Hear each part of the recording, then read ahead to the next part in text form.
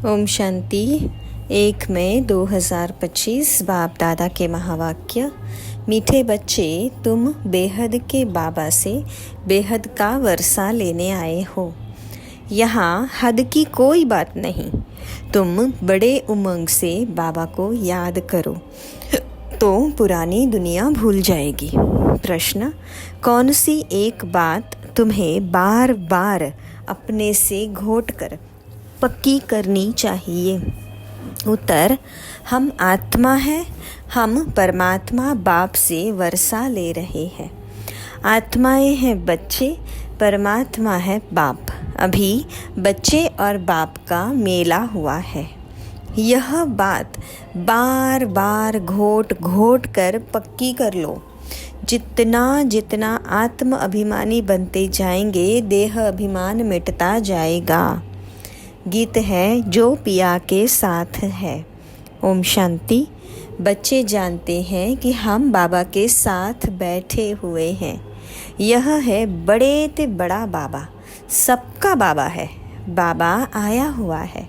बाबा से क्या मिलता है, यह तो सवाल ही नहीं उठता। बाबा से मिलता ही है वर्षा। यह है सबका बेहद का बाप, जिससे बेहद का सुख, बेहद की प्रॉपर्टी मिलती है।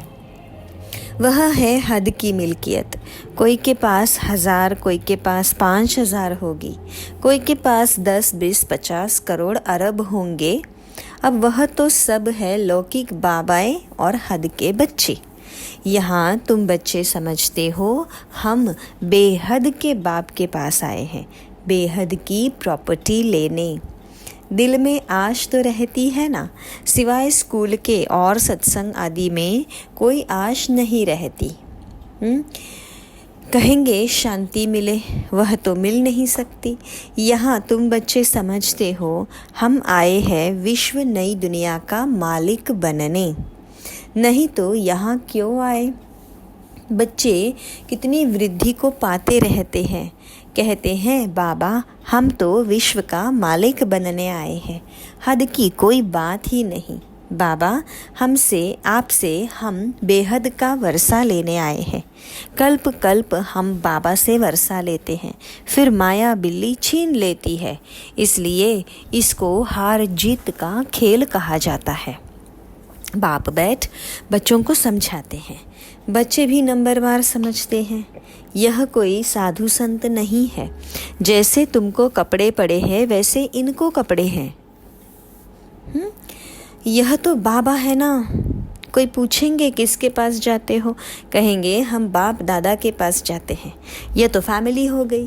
क्यों जाते, क्या लेने जाते, यह तो और कोई समझ ना सके, कह ना सके कि हम बाप दादा के पास जाते हैं, वर्षा उनसे मिलता है। दादे की प्रॉपर्टी के सब हकदार हैं। शिव बाबा के अविनाशी बच्चे आत्माएं तो हो ही, फिर प्रजापिता ब्रह्मा के बनने से उनके पोतरे पोतरियाँ हो। अभी तुम जानते हो हम आत्मा है, यह तो बहुत पक्का घोटना चाहिए। हम आत्माएं परमात्मा बाबा से वर्षा लेते हैं। हम आत्माएं बाबा से आकर मिले हैं।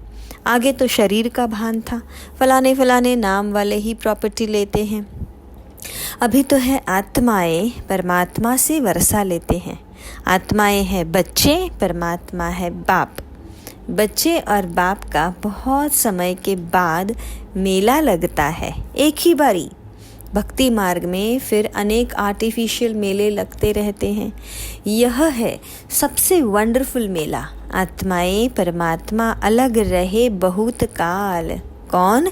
तुम बच्चे आत्माएं।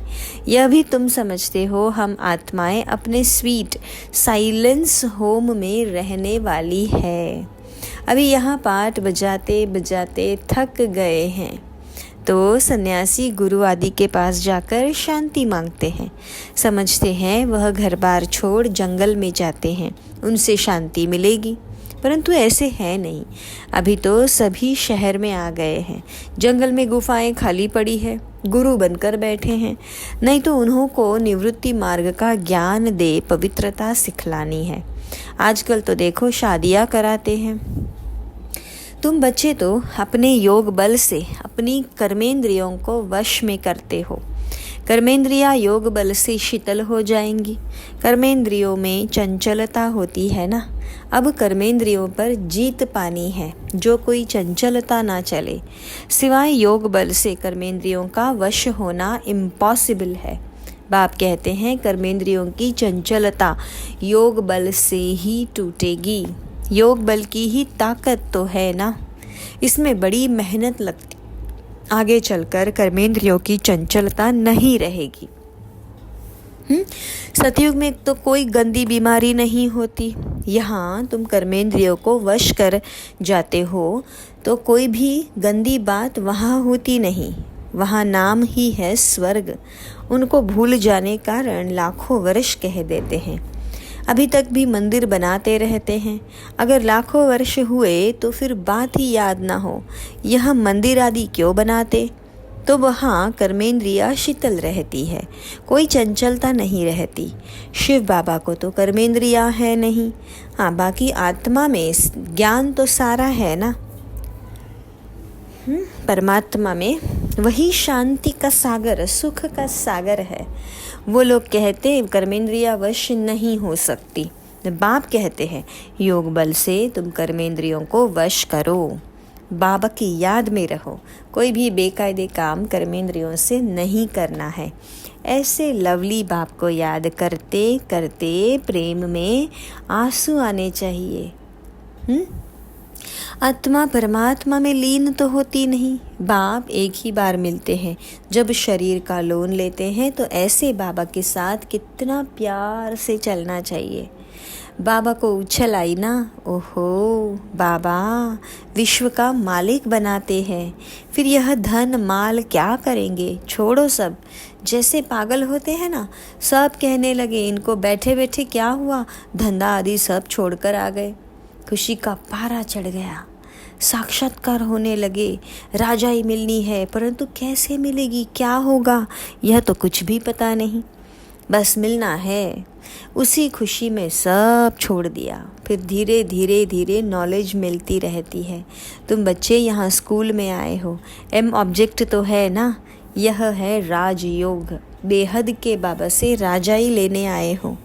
बच्चे जानते हैं हम उनसे पढ़ते हैं जिसको याद करते थे कि बाबा आकर हमारे दुख हरो, सुख दो। बच्चियाँ कहती है हमको श्री कृष्ण जैसा बच्चा मिले। अरे वह तो वैकुंठ में मिलेगा ना, कृष्ण वैकुंठ का है। उनको तुम झुलाते हो तो उन जैसा बच्चा तो वैकुंठ में ही मिलेगा ना। अभी तुम वैकुंठ की बादशाही लेने आए हो, जहाँ ज़रूर प्रिंस प्रिंसेस ही मिलेंगे। पवित्र बच्चा मिले, यह आश भी पूरी होती है। यूँ तो प्रिंस प्रिंसेस यहाँ भी बहुत है, परंतु नरकवासी है। तुम चाहते हो स्वर्गवासी को। पढ़ाई तो बहुत सहज है। बाबा कहते हैं तुमने बहुत भक्ति की है, धक्के खाए हैं। तुम कितना खुशी से तीर्थों आदि पर जाते हो।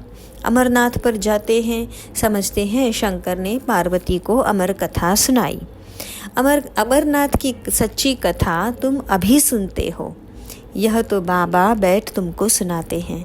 तुम आए हो बाबा के पास, जानते हो यह भाग्यशाली रथ है। इसने यह रथ लोन पर लिया है। हम शिव बाबा के पास जाते हैं, उनकी ही श्रीमत पर चलेंगे।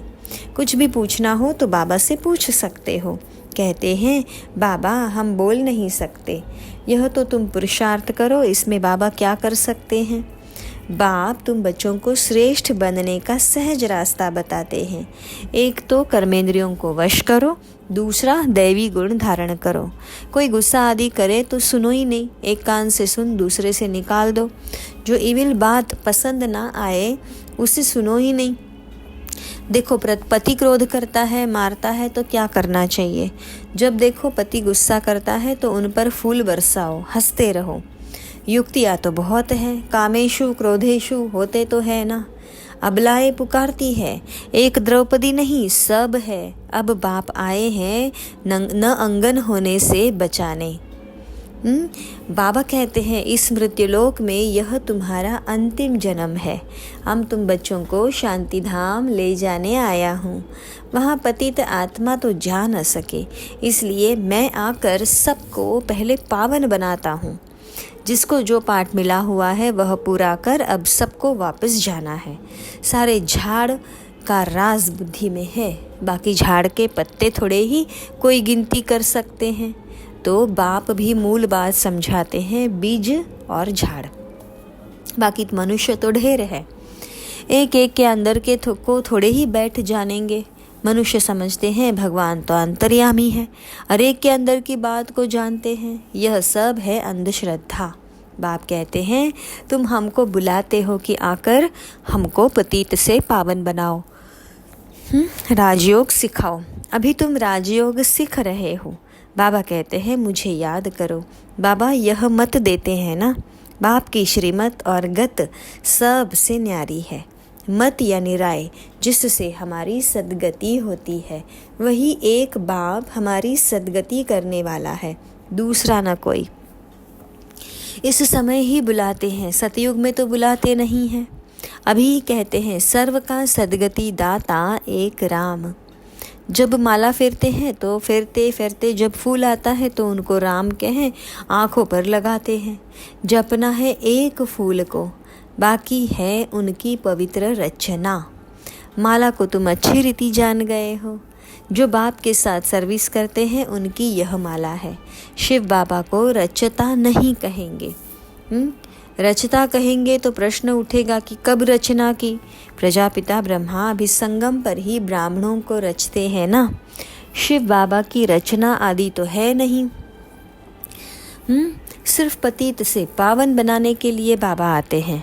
अभी तो है पुरानी सृष्टि, नई में रहते हैं देवताएं। अब शूद्रों को देवता कौन बनाए।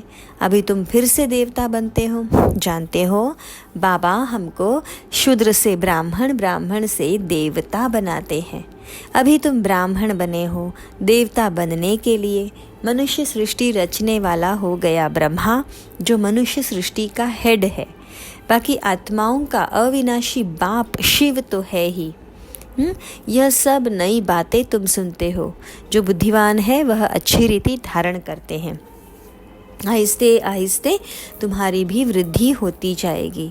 अभी तुम बच्चों को स्मृति आई है, हम असुल देवता थे, फिर 84 जन्म कैसे लेते हैं, सब राज तुम जानते हो। जास्ती बातों में जाने की दरकार नहीं है। बाबा से पूरा वर्षा लेने के लिए मुख्य बात बाप कहते हैं, एक तो अपने को आत्मा समझ मुझ उस बाप को याद करो, और दूसरा पवित्र बनो, स्वदर्शन चक्रधारी बनो और आप समान बनाओ। कितना सहज है, सिर्फ याद ठहरती नहीं है।